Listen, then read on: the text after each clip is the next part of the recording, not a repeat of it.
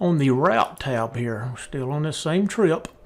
If you're a lease operator, this is optional for you. You may not have to keep up with any route information, but this will be for the ones that needs to keep up with the route or your IFTA information. This is where it's going to be getting your IFTA info to file your IFTA filing for your state mileage in gallons.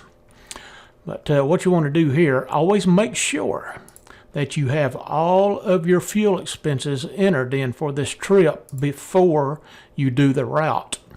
Because when you pick the date and state, if you purchased fuel in there, in that state, like this 10-4 in Connecticut, purchase fuel in there, it's going to automatically bring your gallons over here for you. So that was right here. This 72 right there. That was that fuel that brought that over. But what you will do is, and put this in the order that you run it in. There's two different ways to do the mileages here. A lot of the old schoolers, they kept up with the odometer readings every time they crossed the state line. So you can either do that. You can put your end odometer or start odometer, end odometer for that state, and it's automatically going to calculate the miles for you. Or you can just type in just the mileage without the odometer reading. But it would be like, let's see. We're going to go into on 10-8, show you how it brings the fuel over. So we bought some fuel in New York and some deal fuel right here. That was on 10-8. So maybe on 10-8 we came through. That was on October, wrong month here. On 10-8. Then we came through New York. Hit your tab key. See, just that state abbreviation, it went over there and got all of your fuel gallons over from the state of New York. So as you see right here on 10-8, fueled in New York, that was your gallons. Now it didn't bring the deal fuel over. You don't bring the deal fuel over. It's just your truck gallons that you're doing on your write-off here. And as you notice, if you're doing the odometer readings, it will automatically bring down your next odometer reading for you.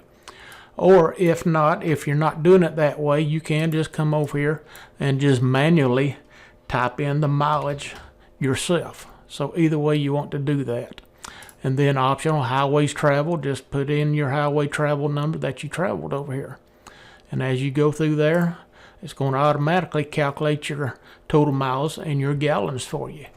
But enter this in the order that you run it. Now New York, say maybe you went in New York, you was in there 2 days. You went in there on the 8th and you run 125 miles. You was there overnight and you run New York again. Put it on 10-9 the next day, New York, and enter them mileages too. That way this report will still match your logs for any reason. So if you got in, maybe even an accident or anything like that, and they want to report or go in and double checking your mileages and the days you were in certain states, and that way each entry will correspond right with your logbooks also, just like you did. Different ways to get your state mileages here. One way was to do your odometer readings, keeping that up in the states, and they'll automatically put it in there. Or to, look for your odometer readings. But another thing you can use is this little program called Truck Router. You can sign up for it free. This kind of like PC Miler. It's a strictly truck routing program, but sign up for a free account. And what you can do is put in your start and any stops that you may have done. So you can either type in a zip code and pull up city state, or even put an address in the city and state. But if you have any stops in between, put them in. Then the end, I'm just putting a fictitious load in here. Yeah, we're just going to say Las Vegas. Then click Run Trip. It's going to run your trip from, say, Ringo, Georgia to there. But what I was getting at here, that has a nice report right here, state mileage. Click on that. It's going to open this up. Now it's going to give you the states you run in and the total miles for each state. So you can just copy these total mileages when you're doing your route. Pull all of these total state mileages over to the program. And that'll be one way to get all your total mileages for that state.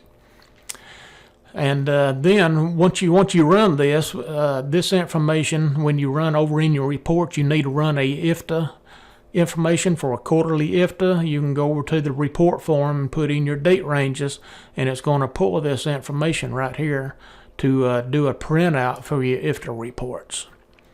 So again, if you don't need the IFTA, you don't need routing, this is optional, but the ones that do, this will keep up with your route, and it will also pulling up your IFTA information.